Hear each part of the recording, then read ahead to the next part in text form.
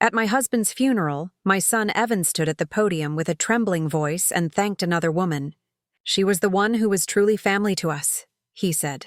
At that moment, all eyes in the room turned to the woman in the front row, the one in the fitted dress and perfect makeup with delicate tears resting in her eyes. And me, the real wife, the mother. I sat off to the side, unnoticed, invisible, low-key erased. When the lawyer later informed me that my husband had left everything to her, not a single dime for me, Sloane Whitaker embraced Myson and smiled a triumphant smile as if she had already won. But then I pulled out the second will, and just like that, there was no one in the room smiling anymore. I never imagined my life would begin anew at a funeral. Richard Rick died in a sudden car accident. He was driving downtown that morning in a heavy rain. They said the brakes failed on a curve and the car crashed into a supermarket. He was gone quick, for real.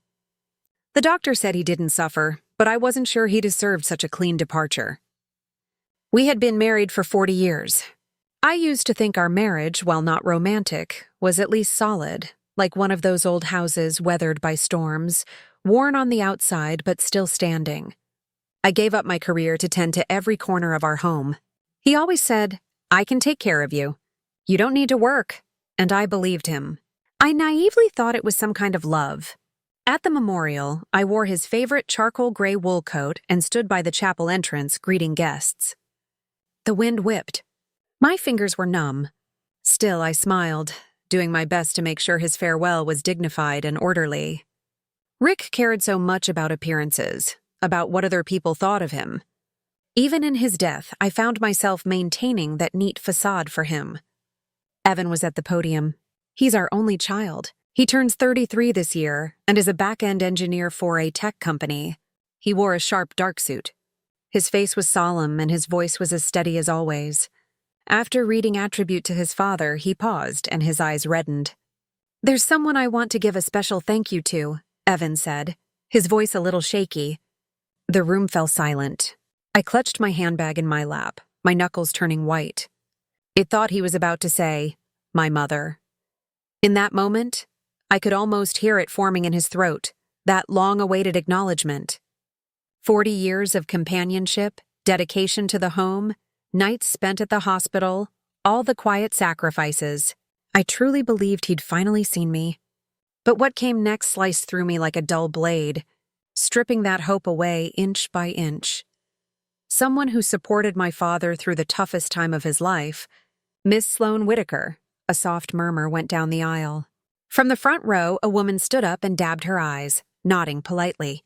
She wore a deep emerald green wool coat, black heels, flawless makeup, and perfectly coiffed hair. As she sat down, those around her turned to look curious and surprised. I felt sound explode in my ears like a detonated silence. Sloane Whitaker. I knew the name. She was Rick's administrative assistant at the firm. He later promoted her to a consulting partner, even briefly including her on the board.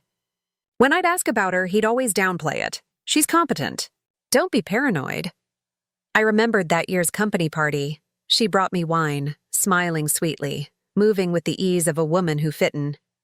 I dismissed her at the time as just another sycophantic employee. Looking back now, how ironic. From across the room, someone whispered, "She's sitting so close like she's family." And my son had just thanked that woman at this father's funeral. I felt like the chair had dropped from under me. My ears were ringing and the world vibrated faintly. People came up to shake my hand, murmuring the usual. He was a good man. "We'll miss him." I nodded automatically like a machine repeating pre-programmed responses. I had planned to hold on until the end to maintain appearances, but then I heard Evan whisper to Sloane, "You're the one who's truly family." I nearly dropped the teacup in my hand. In that moment, I realized this funeral wasn't for Rick. It was for a hidden world I didn't know existed, and I was just a stranger, a discarded observer. That night back home, I sat in the empty living room. Asai took off the coat. I saw that the satin ribbon was wrinkled, as if the last vestige of my marriage's dignity had been accidentally snapped. I sat at the dining room table and stared at the row of empty chairs. Rick's seat was still in its place. I hadn't moved it. For decades, he'd always sat there, hand on the armrest, waiting for me to bring him his soup. Now it was just alone, and the armrest had gone cold. There were still bottles of his favorite beer in the fridge. I never liked the brand. It was too bitter, but he'd buy a six-pack every week just for him. Turns out Habity's the cruelest prison. I didn't sleep that night. I pulled out some old photo albums. In the photos, we were still young. There was light in his eyes. Ismailed easily back then. I even found an old employee ID from when I was a financial consultant at his firm. Short hair, self-assured, always seated second from the right at every board meeting. Then he told me, "You should quit. I'll take care of everything." And I foolishly listened. I closed the album and poured myself a glass of water. The kitchen clock ticked. I realized all the pride, all the patience I had once poured into keeping our marriage intact had been buried the moment he died. What I didn't know, however, was that beneath all this was a deeper betrayal. The next morning, every word I heard in the lawyer's office felt like a line from a life script I was never invited to read. The air smelled faintly of ink and old wood cabinets. A faded print of the Constitution hung crooked on the wall, and sunlight filtered through the blinds, slicing the floor into narrow strips of light. It was the law firm Rick had designated before his death. The lead lawyer, Gerald Whitman, was a man in his 50s with a slow, heavy voice. Every syllable was drawn out as if to underscore something unsaid. Pursuant to the will signed by Mr. Richard Calloway 3 years ago, he began with mechanical calm. The majority of his assets, including the main residence in Summerall, the vacation property in Nantucket, and the remaining balance of his personal accounts, shall be inherited by Ms. Sloane Whitaker. I wasn't just stunned. I felt like I'd been pushed off the main stage of my own life, left standing behind the curtain in a dead spotlight, unsure if I had ever truly played the part I thought was mine. I turned to look at Evan. He sat ramrod straight, his gaze fixed forward as if he were listening to a quarterly financial report. His fingers were perfectly interlocked. Not a hint of surprise, not a shift in his expression, as if he had known all along. When the reading was over, I stood up and walked over to him. "You knew," I said in a loud, trembling voice. "Didn't you?" He looked at me with a strangely serene tone. "Dad had his reasons." "His reasons?" I whispered, the words choked in my throat. What did 40 years of marriage mean to him?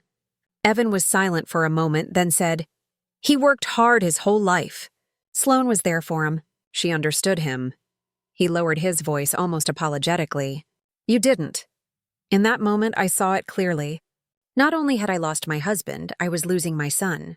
He wasn't defending his father's memory. He was redrawing the family tree and erasing me from the map. When I got home, I stood in the driveway for what felt like an eternity, the strap biting into my shoulder, the weight of my handbag numbing my arm. I went into the bedroom and opened Rick's closet.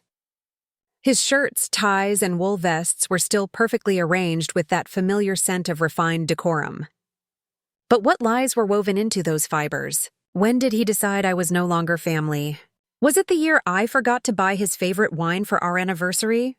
Or before that, when I quit my job as his financial consultant and just became a housewife? I started searching through the drawers for proof I wasn't crazy. Old ledgers, photos, receipts, old business cards.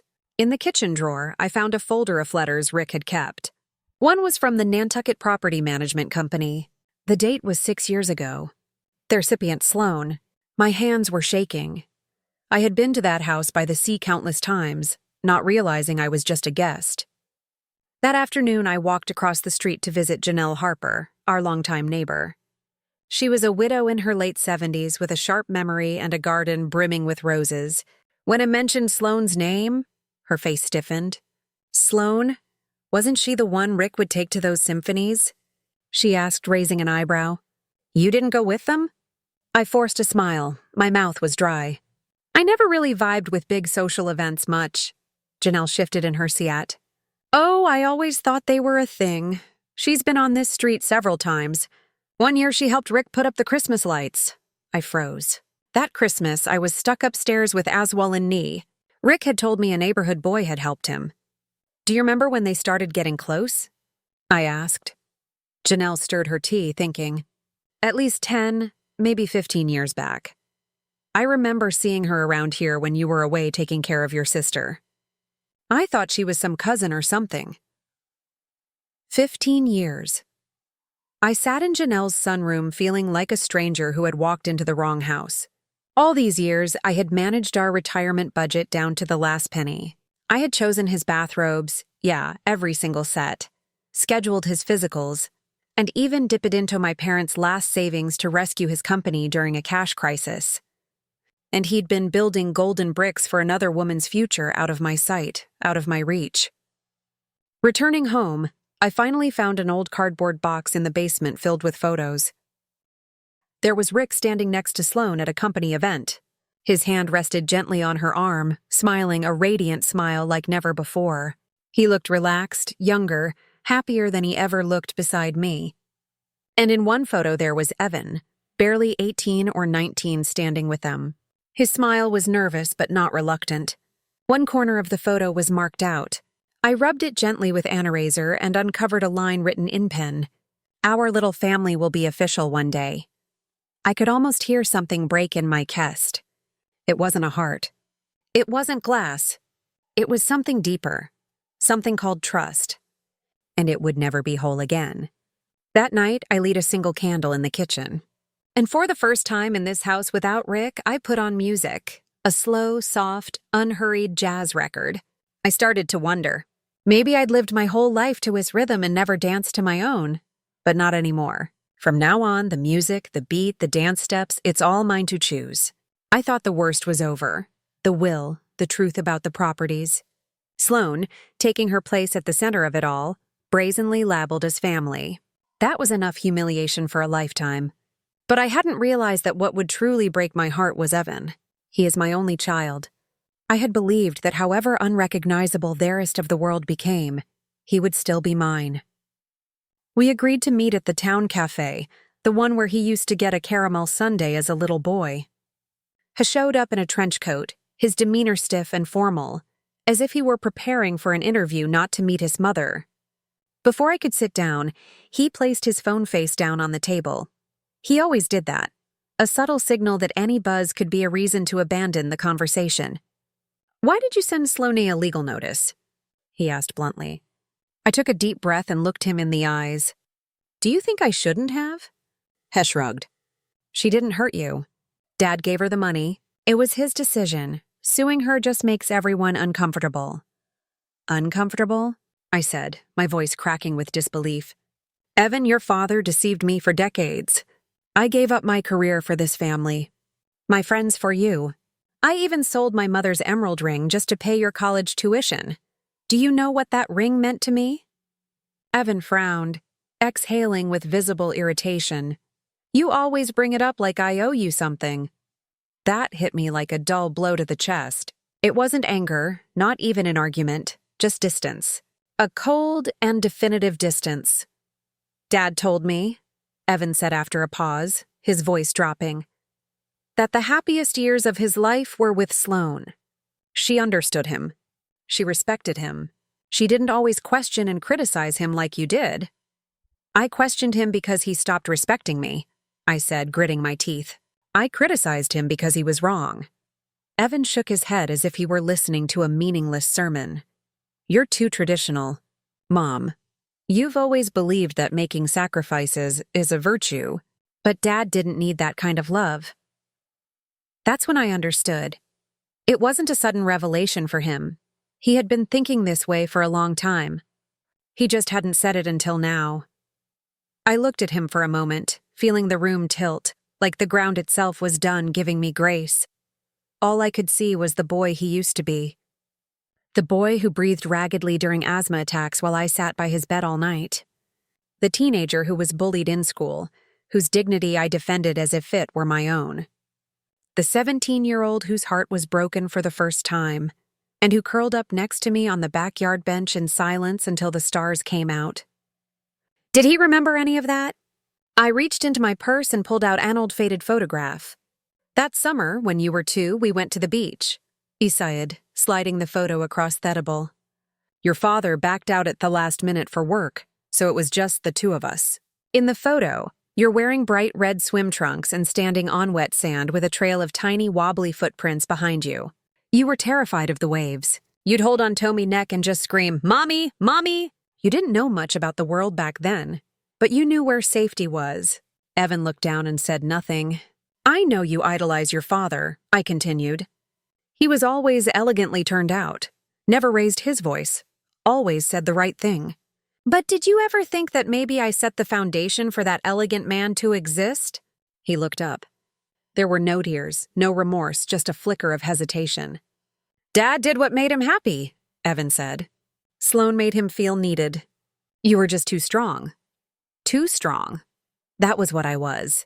I thought about those nights spent balancing overdue accounts, the afternoons I cooked with a fever, the years I held back tears at Rick's cold silences and kept smiling anyway. That's what he meant by too strong. No lie. I put the photo back in my wallet and stood up. My voice sounded calm, but it had a deep firmness. "You're right. I was too strong, and starting today, I'll save that strength for myself." Whatever he said after that, I didn't hear it. I walked out the cafe door into the parking lot. It had started to rain. The drops hit the windshield with a slow, relentless rhythm, an orchestra made entirely of silence. I slid into the driver's seat and wrapped my hands around the steering wheel, pausing for a long moment. I didn't cry. I didn't fall apart. I just sat there realizing that what I had lost wasn't just a husband. I'd lost my marriage, my family, even Myson. But in that same breath, I understood something else. I could no longer wait for someone else to tell me who I was. It was time to live for me. For real. At first, I thought Sloan was just a life accident in Rick's story, a calculated opportunist, a woman who slipped in through the cracks. But now I see things clearly. She was never an accident. She had planned everything. On a rainy afternoon, I sat at the kitchen table with a mug of cold coffee in my hands, looking at her public Facebook profile. Her profile picture showed her on the beach, smiling softly, the background edited with a tasteful blur as if she didn't want anyone to see what was truly behind her.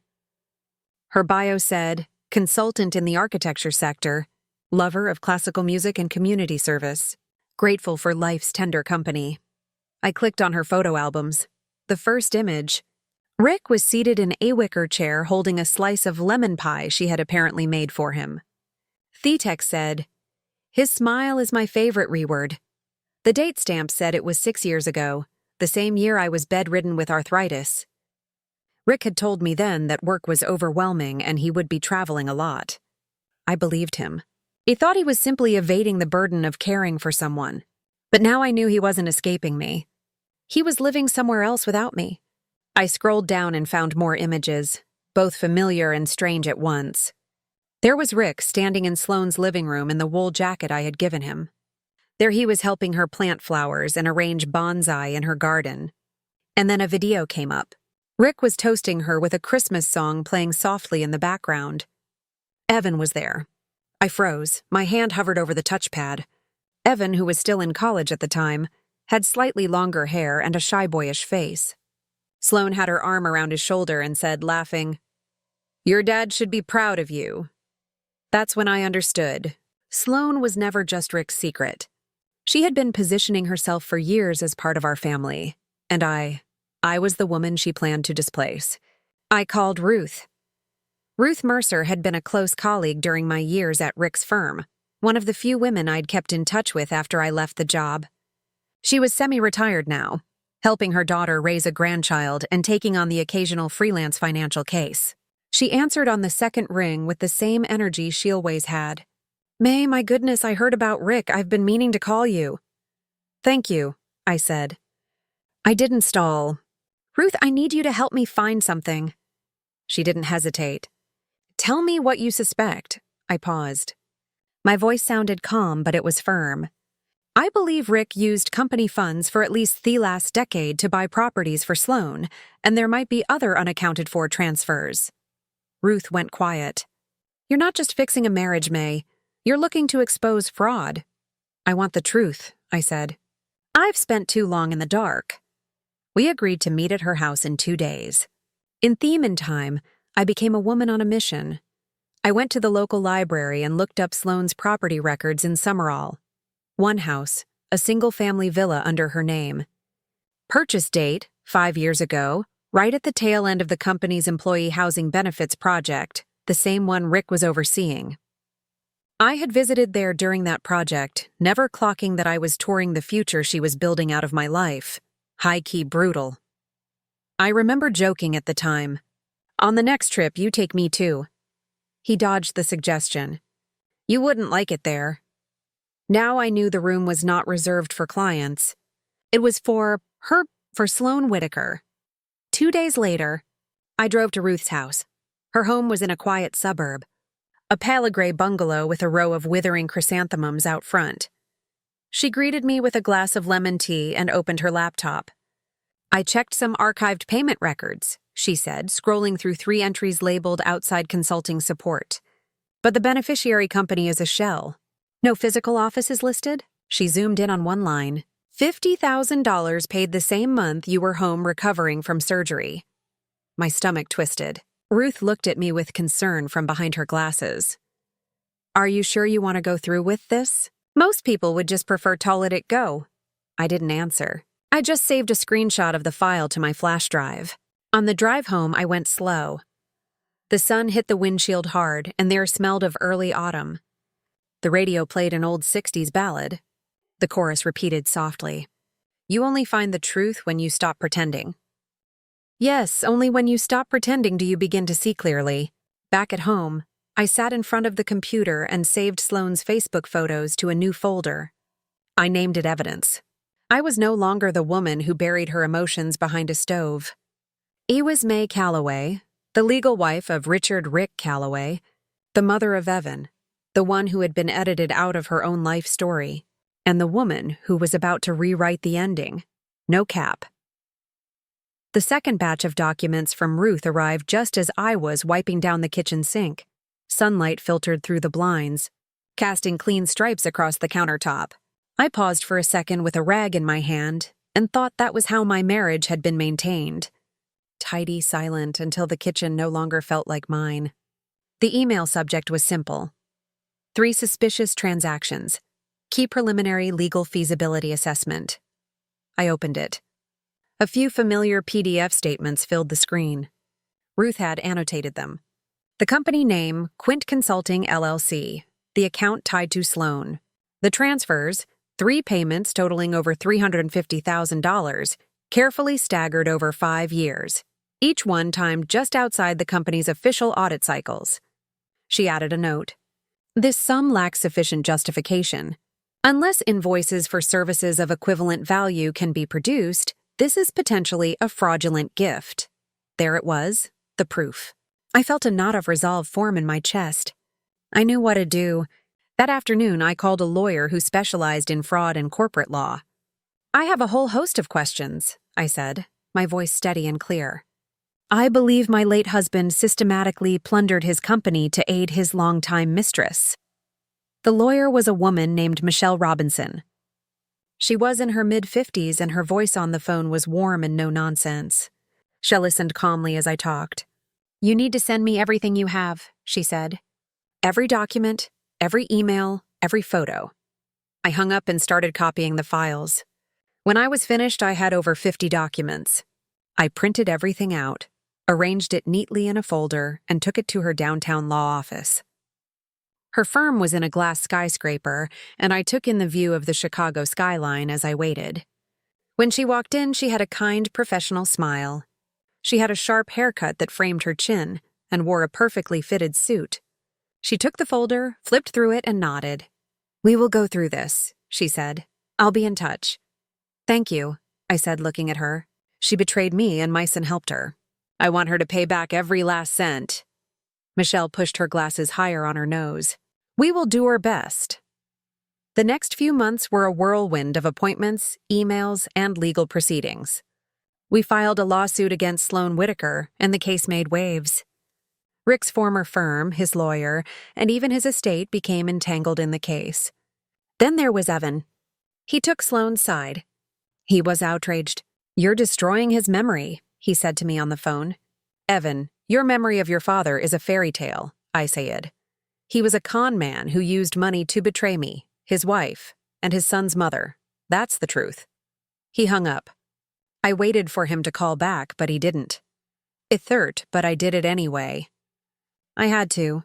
The case went to court. Sloan and her lawyer tried to paint it as a misunderstanding. They claimed the funds were legitimate payments for consulting services.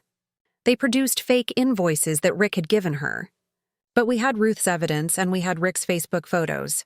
I took the stand and told what happened. I talked about the 40 years of our marriage, about the sacrifices I made for him and Evan, and about the pain I felt when I learned the truth. The judge, a black woman in her mid-60s, looked at me with understanding. I think she understood what goes on in the hearts of women like me. In the end, the judge ruled in our favor. She ordered Sloan to pay back everything Rick had given her, including interest. The total sum was over $1 million. Sloan had to sell the properties she had bought with Thestalin money. She was broke. She lost her job and her reputation. I never saw her again. As for Evan, he didn't speak to me for years. Then when my mother died, he called me. We met at the funeral and embraced. We began seeing each other again. I told him the whole story and he started to understand. It took years, but we mended our relationship. He apologized to me. He said he was only defending an illusion the whole time. I hugged him and told him that I had believed in him the whole time. And in that moment, there were tears in many eyes. Evan walked over and hugged me softly. "Mom," he said, smiling, "when did you get so good at giving speeches?" I smiled back. "I always was. You just weren't listening." We both laughed. Everyone laughed. Before the party was over, I took a short walk in the garden. I stopped in front of the crabapple tree I had planted 20 years ago. "Last year, this thing almost died," I said. "I almost cut it down, but this spring it bloomed earlier than ever, and it's still blooming." The women chuckled. I added, "Even she knew what is still alive should not be given up on." That night, when everyone had left, I folded up the chairs and put them away in the shed. The porch wind chime tinkled softly in the breeze. I turned to watch the sunset. It rested above the old maple tree at the end of the street, as if to say, "Who are you really?" I took off my heels, walked barefoot into the house, hung up the dress, and went tobed. I knew who I was. I was a survivor, a fighter, and the truth had set me free, for real.